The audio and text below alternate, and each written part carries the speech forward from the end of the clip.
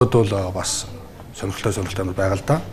Засал гэж юу вэ гэдгээс эхлээл ойлголтын зөрүүнд их гарч хэлж байна л да. Жишээ нь гүйцэтгэх удирдлага гэж яг нэгээ хэлхий. Төлөөдөө удирдцуул гэж бас ямар хүмүүсийг хэлхий. Энгийн гишүүн, бодвол ердийн гишүүн, хараат бус гишүүн гэж хэнийг хэлхий. Энэ дээр маш том ойлголтын зөрүү гараад байгаа гот нөгөө тухайн хувьцаат компани төлөөд удирдах цэвэрлэлд нэр дэвшиж байгаа гэх юм уу сонгогдож байгаа хараат бус гишүүд нь үнэхээр хараат бус байж чадж гин үү? Энэ бол айгүй том асуудал болчихж байгаа байхгүй. Зөвхөн наацхийн нэрийн дурдмааргүй л да зөндөө компаниуд байна. Тэн дээр одоо жишээ зохицуулагч байгууллагынх нь албан тушаалтан дээр тузын хараат бус гишүүн дээр сонгогдоод ингээ улиран сонгогдоод яваад байгаа компаниуд байна. Нөгөө талдаа хараат бус гишүүн нь ердийн гишүүн буюу одоо тузынхаа даргын ч юм уу тузын нэлээ ердийн хэд хэдэн гишүүнтэйгээ холбоо хамаарал өгөх этгээдүүд байгаа нь өөрөө бас хараат бус байж чадахгүй байна гэдэг үндслийг бол жишээ нь бид нар дэвшүүлээд байгаа байхгүй юу. Тэгэхээр ерөн цаашдаа энэ сонгогч цэцэл хороо маань өөрөө энэ үнэхээр хараат бус гишүүн үнүү биш үү гэдгийг одоо жишээ нь үнэхээр нарийн судлах хэрэгтэй байна. Одоо юу гэдэг нь жишээ нь багшаа хоёр туз дээр ор суучаад нэг нь хараат бус нэг нь ердийн гишүүнгээ яваад тахаар тэр компани засаглал өөр аягүй сонир болоод эхэлж байгаа юм л да. Ийм хүн чинь бол байна. Тэгэхээр энэ дээр бол манай зохицуулж байгууллагууд анхаармаар байна. Хувьцаа эзэмшил маань саналаа өгтөө мэдээллийг бас сайн авдаг байх хэрэгтэй. Нөгөө талдаа бас тузын нарийн бичиг буюу тузын ажлын албан маань бас нэр дэвшүүл хороогоо сайн ажиллах хэрэгтэй байна. Яг тэгэхээр энэ холбоо хамаарал өгөх хүмүүс нэр дэвшээд ороод ирж байгаа тэдний ингээд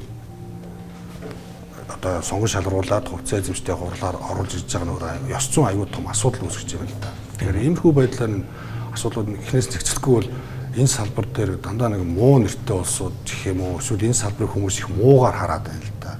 Ингээд хүмүүст муу сэтэл төрчүүл энэ зах зээл энэ салбар чинь юу яаж хөгжих юм бэ?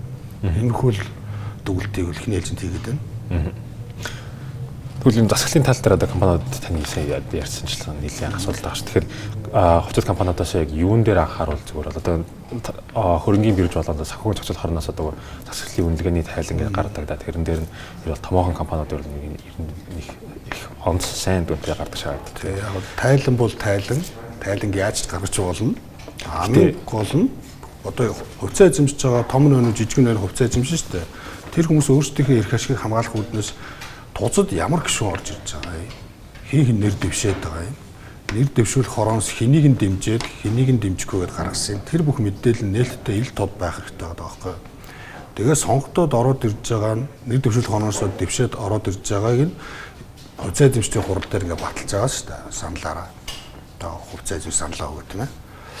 Тэр явцад тухайн нэр дэвшиж байгаа хүмүүсийнх нь дэлгэнгүй мэдээлэл нь одоохондоо ингээд альж компани ерөөсөө ил гарахгүй байна.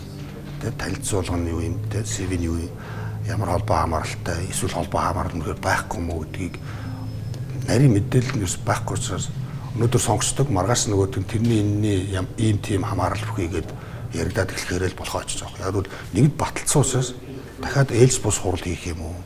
Дахиад сонгож шалгуул зарлах уу гэдэг процесс юмуд нь дараагийн юмуд ингээд хүндрээ явчихдаг учраас анханасаа нэг ингээд нэг зөв хийгээ авчмаар байна. Тэгэхгүй одоо юу гэдгийг нэг компани толгой компанийх нь одоо харьяа хин нэг албан тушаалтан нь охин компанийхаа туз дээр нь очиж суух нь зөв юм уу буруу юм уу? Тэр зарим тохиол хараат бус дээр сууж, зарим тохиол энгийн гишүүн дээр, ердийн гишүүн дээр сууж байна. Ингээр ч өөрөө нөгөө хараат бус гэдэг утга агуулга ерөөсөө алдаад яваад байна л да.